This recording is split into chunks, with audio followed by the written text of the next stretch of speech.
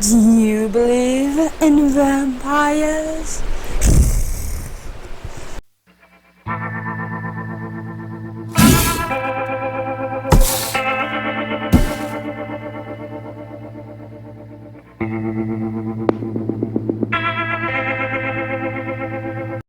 The year was 1883.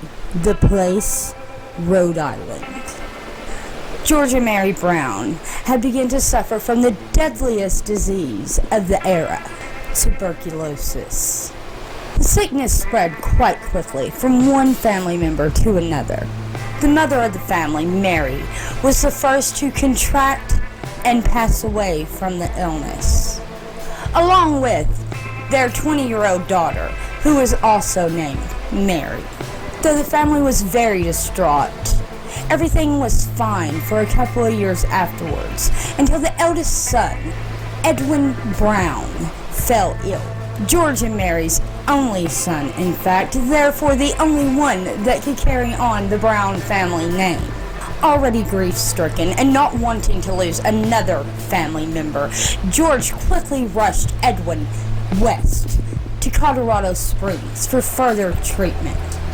Edwin seemed to be getting better when the family was suddenly hit with devastating news. While they were away, 19-year-old Mercy had contracted Gallop, a progressive form of tuberculosis, and she quickly passed away. This is also where it starts to get very interesting. It was a very cold winter, and without the luxury of machinery, the ground was much too hard to dig a grave. So Mercy's body was left in an above-ground crypt. George and Edwin traveled back to Rhode Island, and as soon as they got back, Edwin got worse. In fact, he was dying.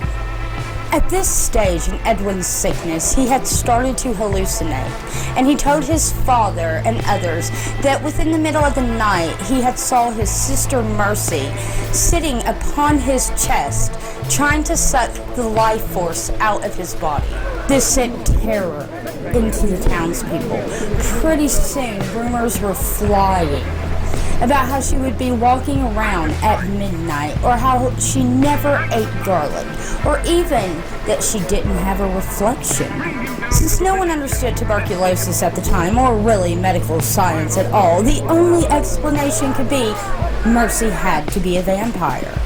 A grieving George finally gave in to the townspeople and ordered for all three deceased family members to be exhumed from their graves. Both Marys were well past purification, of course, since they had been dead for a few years at this point. But Mercy, oh Mercy, she was found barely decomposed at all. She looked as if she was merely sleeping.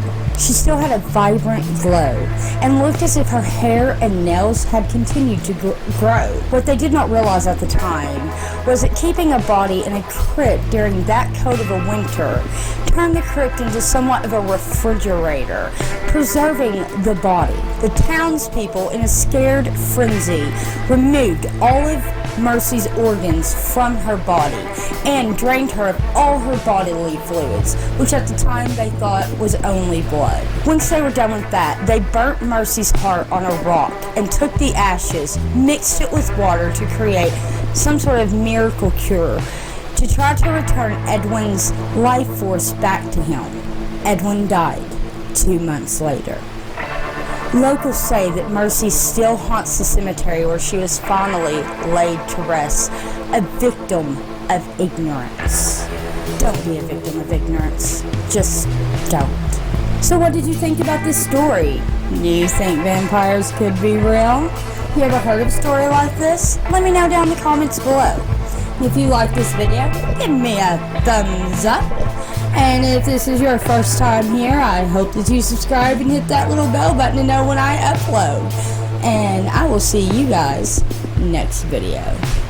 Have you ever felt? Are you listening? Damn.